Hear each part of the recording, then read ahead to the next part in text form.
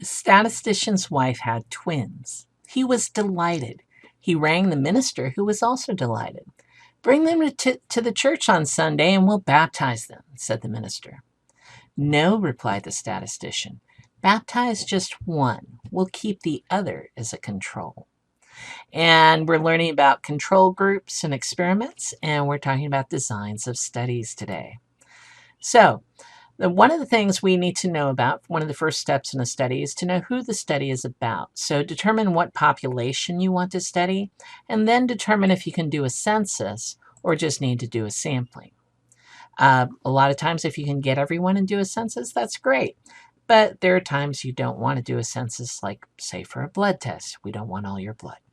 All right, step 2, what do we want to know? So you need to formulate questions that will help you gather the data. Remember that the questions won't always be just like what your result for the study is. So for example, the percentage of people who have internet access, you would be asking instead, do you have internet access? Not what percentage of you have internet access. Now, questions or interviews that influence the outcomes can lead to bias. So I made this little cartoon here. Before I grade your tests, please complete this survey on my teacher performance. And they all check thumbs up. Why is that? Well, they don't want the teacher to be upset while he's grading their tests. Questions should be objective. You can also do leading questions that can give you response bias. And remember that interviewers should always be courteous, ethical, and protect the anonymity or privacy. That helps minimize bias as well. So in this class, we almost never do a census, and we don't deal with censuses because they're just too difficult or too expensive. And so instead, we look at ways we can get random samples. Now, most of the time, you will need to sample, and you'll have to determine what method you're using. The sample frame, which is where you're picking the people or the subjects out of, is the pool of possible participants in the sample.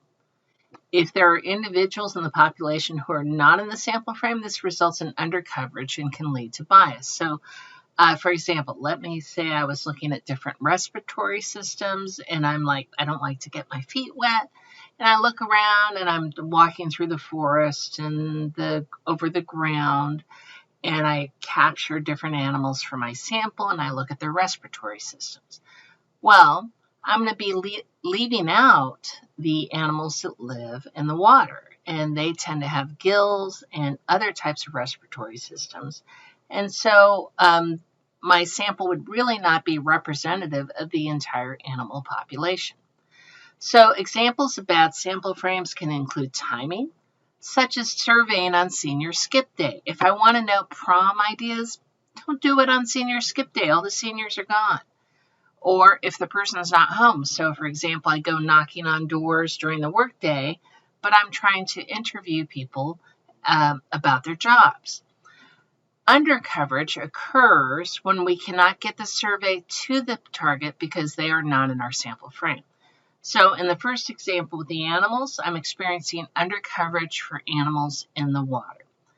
If I'm looking at surveying about prom and I survey about senior skip day, on senior skip day, I'm leaving out a bunch of seniors. If I survey people at home during working hours, but then I'm leaving out people who are currently at an office. Now, be sure to use randomization in your study. If you let individuals volunteer, this is not random, and it is likely that they won't be representative of the population. So, for example, I could do a survey in the cafeteria about, say, hey, should we have a new baseball field? And who's going to come up and answer the survey? People interested in baseball. Most people who aren't interested in baseball aren't going to be bothered. So when this happens, we call this voluntary response bias. And non-response bias, which is different, occurs when we try to give the survey to the target, but they refuse to do it. So it's good. It would be not a good idea to use a method that is easily ignored, such as mailers, email, phone calls.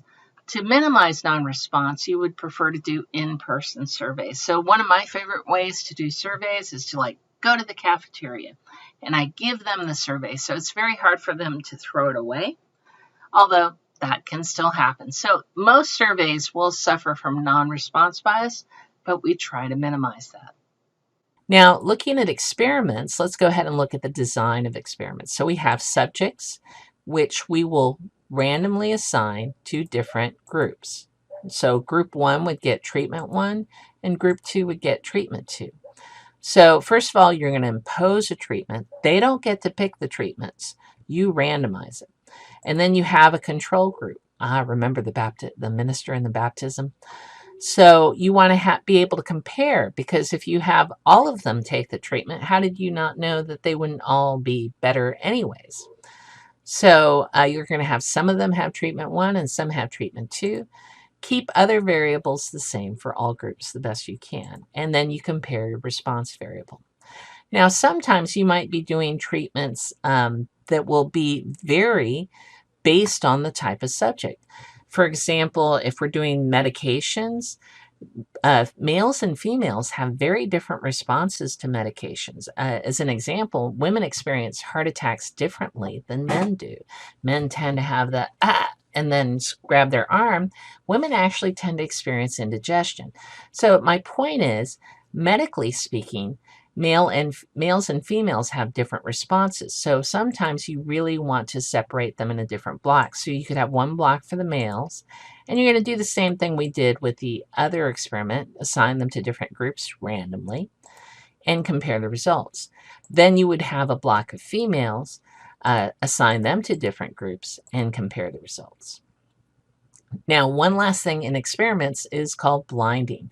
So blinding prevents bias by hiding the treatment type from the observer or the subjects. And they actually did a study on this. They said, we're going to tell you that these students, we tested them, and they were extra intelligent. And believe it or not, those students scored better. They made it up. They didn't score extra intelligent, but just the teachers having that opinion that they were influenced how they interacted with them. So you often want to blind one side. In this case, really, we want the teachers to be blind to your ability so that we treat you all equally, all right? And then if you blind both sides, it's a double blind. So another example where you have, so the teachers being observers, that would be this blind. A lot of times when we're doing medications, we don't tell the subjects if they're getting the actual treatment or the placebo. A double blind is when neither the people measuring it or the people taking it know which one. If you've ever seen House, there's an episode where one girl's going through a cancer experimental trial, and she doesn't know which treatment she's supposed to get. And the doctors don't know which treatment she's getting, but the nurses notice the actual treatment smells funny.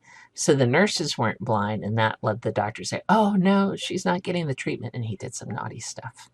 So blinding is very important to maintain impartiality.